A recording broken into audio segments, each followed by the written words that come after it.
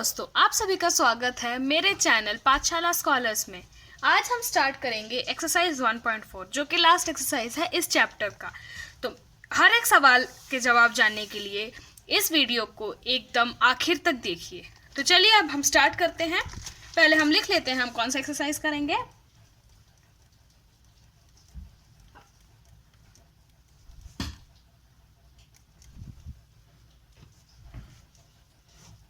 Exercise 1.4। तो पहला question पढ़ लेते हैं हम यहाँ पे। पहला क्वेश्चन है, without actually performing the long division state whether the following rational numbers will have terminating decimal expansion और नॉन टर्मिनेटिंग डेसिमल एक्सपेंशन। तो अब हमें इसको सॉल्व करना है। इसके कितने पार्ट्स हैं? 10 पार्ट्स हैं। बहुत ही आसान है। मैंने अपने प्री रिक्विजिट वीडियो में भी बताया है। अगर आपको जानना हो तो आप मेरे सेकंड वीडियो को देख लेना, और ऊपर कार्ड्स भी चल रहा है तो आप उसको भी टैप करके देख सकते हैं, मेरा सेकंड वीडियो जहाँ पे मैंने प्री रिक्विजिट समझाया है।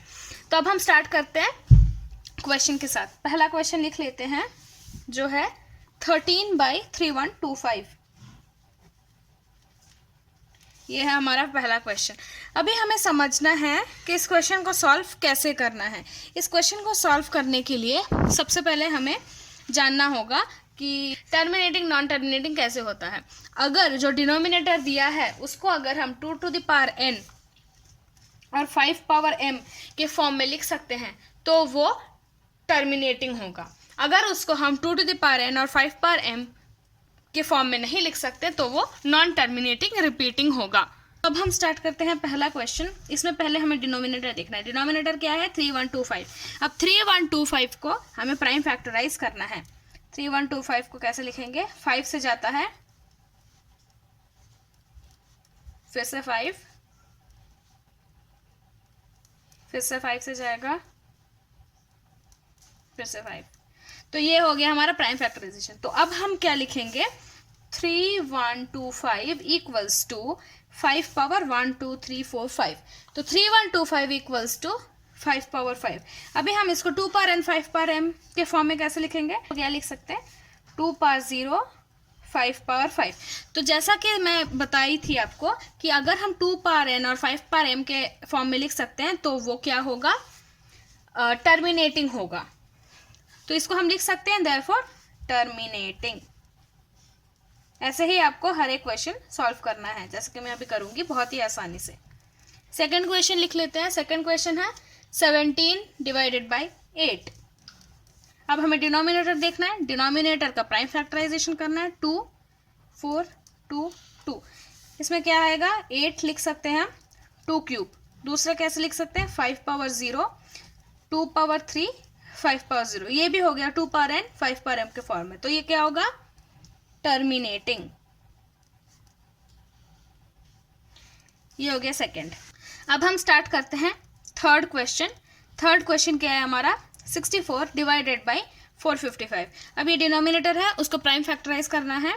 455 को प्राइम फैक्टराइज करने से 5 91 आता है, 7 13 ये आता है हमारा। तो हम 455 को क्या लिख सकते हैं? 5 × 7 × 13।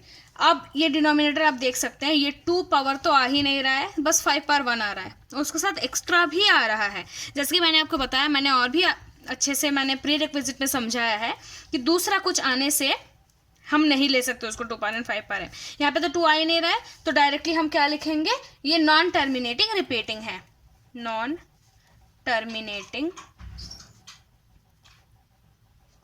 And repeating. ये हो गया हमारा थर्ड क्वेश्चन।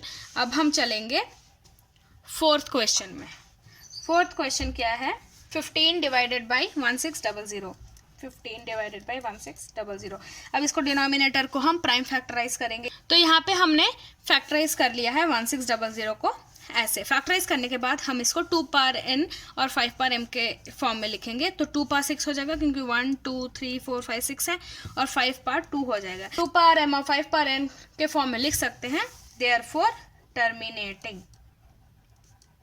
बहुत ही आसानी से हम कर सकते हैं ये सारे क्वेश्चन। अब चलते हैं फिफ्थ क्वेश्चन में।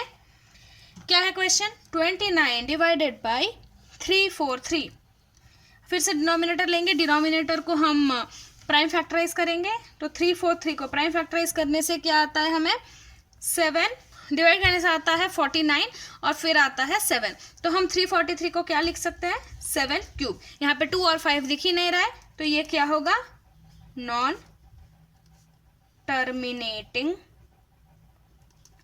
रिपीटिंग। नेक्स्ट क्वेश्चन में चलते हैं, क्वेश्चन नंबर 6 क्वेश्चन क्या है हमारा 23 डिवाइडेड बाई 2 पावर 3 5 पावर 2। अब इसमें हम देख सकते हैं ये already 2 power m 5 power n के फॉर्म में है, देयरफॉर टर्मिनेटिंग। बहुत ही आसान है ये क्योंकि डायरेक्टली दिया हुआ है क्वेश्चन में। अब चलते हैं second next question 7th question क्या है 129 divided by 2 power 2 5 power 7 7 power 5। अब इसमें क्या है 2 पावर m 5 पावर n तो है उसके साथ ये एक्स्ट्रा भी है, ये एक्स्ट्रा होने से भी हम कंसिडर नहीं करेंगे, हमें सिर्फ 2 पावर n 5 पावर m ही चाहिए। तो एक्स्ट्रा होने की वजह से यहाँ पे क्या हो जाएगा ये non terminating repeating. Next question में चलते हैं, क्वेश्चन नंबर 8। क्वेश्चन नंबर 8 क्या है 6/15 फिर से हम डिनोमिनेटर लेंगे 15, उसको प्राइम फैक्टराइज करेंगे। लेकिन उससे पहले हम देख सकते हैं कि ये थोड़ा सिंप्लीफाई होगा। तो ये 3 से जाएगा 2 5 तो ये हो जाएगा 2/5। अब 2/5 में क्या देख सकते हैं हम ये 5 पावर 1 है तो 5 को हम क्या लिख सकते हैं 2 power 0 5 power 1। 2 power m 5 power n के फॉर्म में है, therefore it is terminating. Next question में चलते हैं, क्वेश्चन नंबर 9। क्वेश्चन नंबर 9 क्या है हमारा 35 डिवाइडेड बाई 50। सिंप्लीफाई होगा, ये क्या है 7/10। 10 को क्या लिख सकते हैं 2 × 5 तो 10 इक्वल्स टू 2 पावर 1 5 पावर 1। तो ये 2 पावर n 5 पावर m के फॉर्म में हुआ तो ये क्या होगा टर्मिनेटिंग। ये हो गया 9th क्वेश्चन। अब चलते हैं लास्ट पार्ट, इस क्वेश्चन के लास्ट पार्ट में जो है 10th पार्ट, वो क्या होगा 77 डिवाइडेड बाई 210। क्या करेंगे इस डिनोमिनेटर को फैक्टराइज करेंगे 210।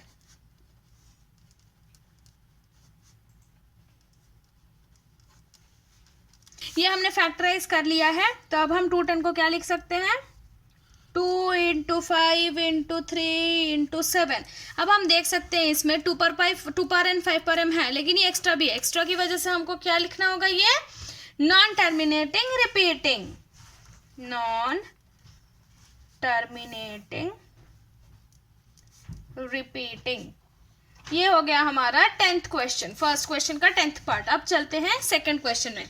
सेकंड क्वेश्चन पढ़ लेते हैं यहाँ पे हम।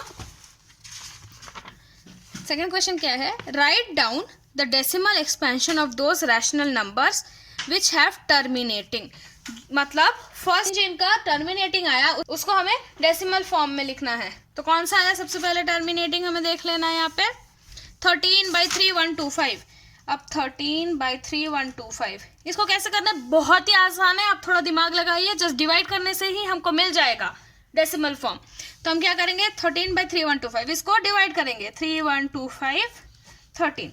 बहुत ही सिंपल डिविजन है 0.00000। ये 3 0 अब आ जाएगा 3125 × 4 कितना होता है 12500। क्या बचेगा हमारे पास 0 0 आ गया 5। इसके बाद क्या जाएगा करने के बाद आता है पॉइंट के लिए आता है 0 फिर 3125 कितने से जाएगा 1 सो 3125। अब माइनस करने से हमको क्या आएगा 5 7 8 8 7 और यहाँ से क्या है 5 1 1875 पॉइंट से 0 आया। अब क्या आएगा हमें 6 3125 × 6 कितना आता है 18750। ये हो गया हमारा। तो ये टर्मिनेटिंग था, यही प्रूव होता है कि देखिए ये टर्मिनेट हो गया है डिवीजन।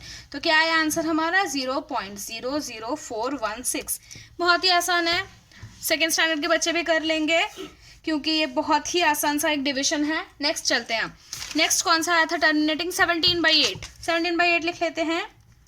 इसको कैसे करना है 17 सबको पता है कितना होता है 17, 8 1 जा 8, 8 2 जा 16, कितना जाएगा 16.0, 8 1 जा 8, 2, 8 2 जा 16, 4, 8 5 जा 40, ये हो गया हमारा।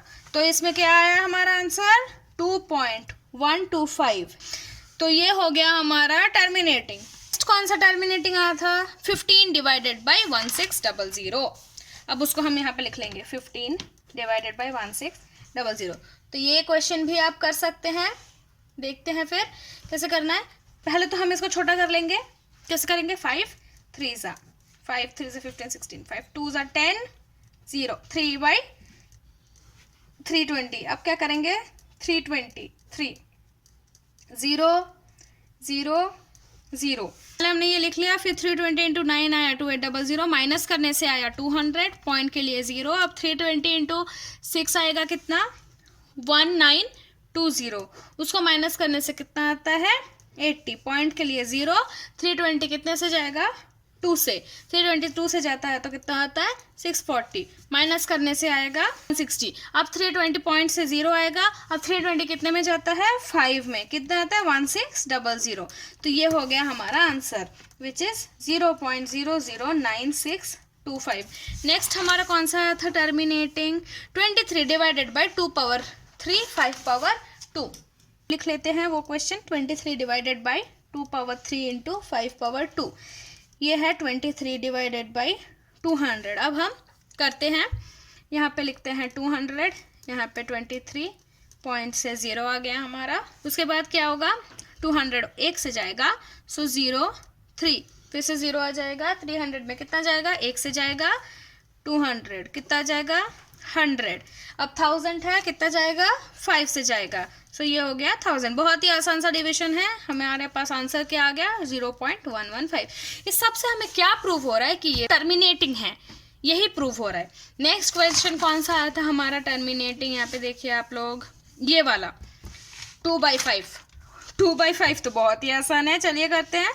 कैसे लिखना है ऐसे 2.0 आया, 5 4 सा 20 हो गया। हमारा आंसर क्या आया 0.4। नेक्स्ट चलते हैं, लास्ट वाला है आई थिंक, एक ही और टर्मिनेटिंग है। क्या आया ये 7/10। हो ये तो और भी आसान है। 7/10 हम लिख लेते हैं। कैसे करना है 10 लिख लिया, 7 0 10 कितना 70, 7 आर 70। ये हो गया हमारा आंसर, कितना आया 0.7। बहुत ही आसानी से हमने सेकंड क्वेश्चन भी सॉल्व कर लिया। अब चलते हैं हम थर्ड क्वेश्चन पे।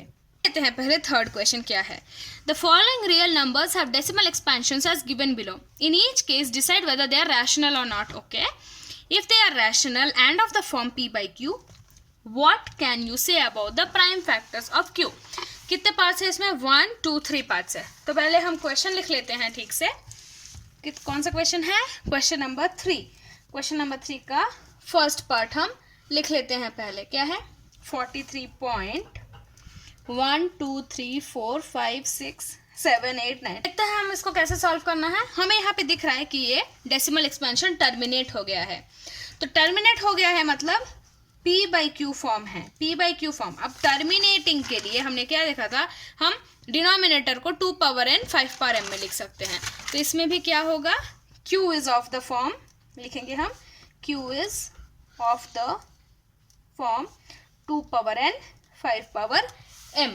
और ये भी लिख सकते हैं कि q के प्राइम फैक्टर्स क्या हो सकते हैं 2 और 5। सेकेंड वाला देखते हैं 0.120 1200 12000 1240 ऐसे ही चल रहा है।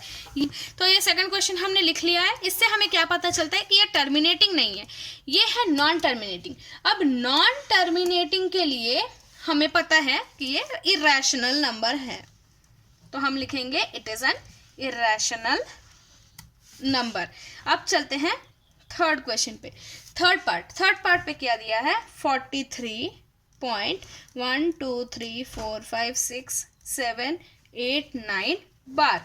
इस बार का मतलब क्या है, अगर हम फिर से डिवीजन करें तो ये ही नंबर्स रिपीट होंगे, तो इसको क्या बोलते हैं हम रिपीटिंग। मतलब ये नॉन टर्मिनेट तो होगा नहीं, कभी खत्म नहीं होगा, लेकिन रिपीट होते जाएगा बार बार। तो इसमें हम क्या लिख सकते हैं, it is of the form p by q where q is not of the form 2 power n 5 power m। उसका मतलब ये भी है कि 2 और 5 हो भी सकता है और नहीं भी हो सकता है।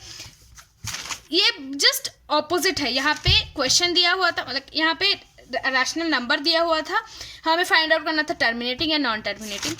यहाँ पे दिया हुआ है कि वो टर्मिनेट हो रहा है या नहीं। इन सब में हमें बस रेशनल नंबर फाइंड करना है। नंबर एज इन हमें बताना है कि ये 2 पावर n 5 पावर m में हो सकता है या नहीं, इनके प्राइम फैक्टर्स क्या हो सकते हैं। तो अगर ये 2 पावर n 5 पावर m में नहीं हो रहा है तो इसके prime factors 2 power n 5 power m तो होंगे ही, अगर हुए तो उसके साथ भी कुछ और होंगे, नहीं तो नहीं भी हो सकते। लेकिन ये फर्स्ट वाले में हमें क्या पता चलता है कि 2 पावर n 5 पावर m में है तो इसके प्राइम फैक्टर्स में सिर्फ 2 पावर n और 5 पावर m ही होंगे। तो इसी के साथ ये क्लास भी ख़त्म होता है। एक्सरसाइज 1.4 भी मैंने आपको पढ़ा दिया है। अगर आपको ये वीडियो पसंद आए तो इसको लाइक और शेयर करें और मेरे चैनल को सब्सक्राइब करें और बेल आइकन को दबाएं मेरे लेटेस्ट वीडियो सबसे पहले देखने के लिए। तो देखते रहिए और सीखते रहिए। धन्यवाद।